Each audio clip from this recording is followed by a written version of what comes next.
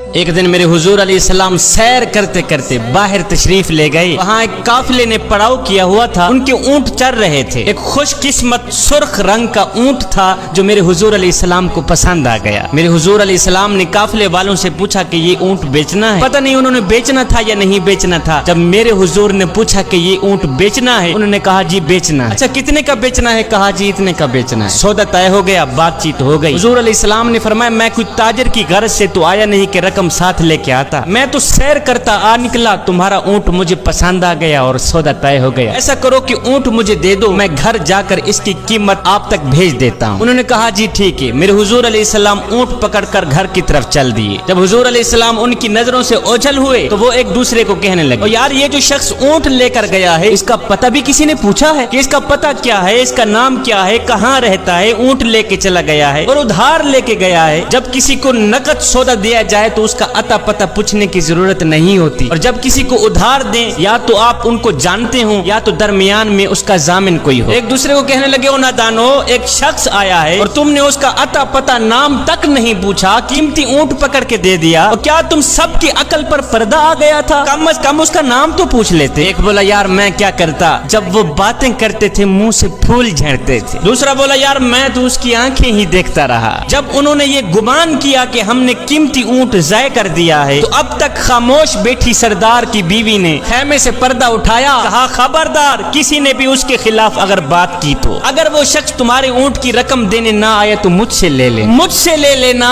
میں اس شخص کی ضامنہ ہوں۔ انہوں نے کہا اچھا تو اسے جانتی ہے؟ کہا نہیں میں بھی نہیں جانتی۔ کہا جب جانتی ہی نہیں پھر ضمانت کیسے دے دی؟ کہا جب تم سودا کر رہے تھے تو میں خیمے کے اندر سے دیکھ رہی تھی کہ جس کا چہرہ اتنا خوبصورت ہو وہ جھوٹ بولتا ہی نہیں، وہ دھوکہ دے ہی نہیں سکتا، ابھی تمہارے پیسے آنے والے ہیں۔ تھوڑی دیر گزری ہی تھی کہ میرے حضور علیہ السلام کے غلام آ گئے پیسے لے کے، کہنے لگے کون ہیں وہ لوگ جس سے ہمارے آقا نے اونٹ خریدا ہے؟ کہا جی ہم لوگ ہیں۔ صحابہ نے کہا یہ لو تمہارے اونٹ کی رقم، یہ لو تمہارے اونٹ کی قیمت۔ انہوں نے کہا بھائی قیمت بعد میں دینا، پہلے یہ بتا کہ وہ محبوب رہتا کہاں پہ؟ صحابہ نے کہا سامنے مدینے میں اس محبوب کے ڈیرے ہیں۔ کہا پھر رقم بھی اپنے پاس رکھو، اونٹ بھی اپنے پاس رکھو، ہمارے دل بھی اپنے پاس رکھو، ہمیں تو اب دن رات اس محبوب کا دیدار ہی چاہیے۔ ہائے میرے حضور کی صورت ہی کیا دیکھی، اونٹ بھی بک گیا، خود بھی بک گئے، سارا کا سارا قافلہ مسلمان ہو کر حضور کی غلامی میں آیا۔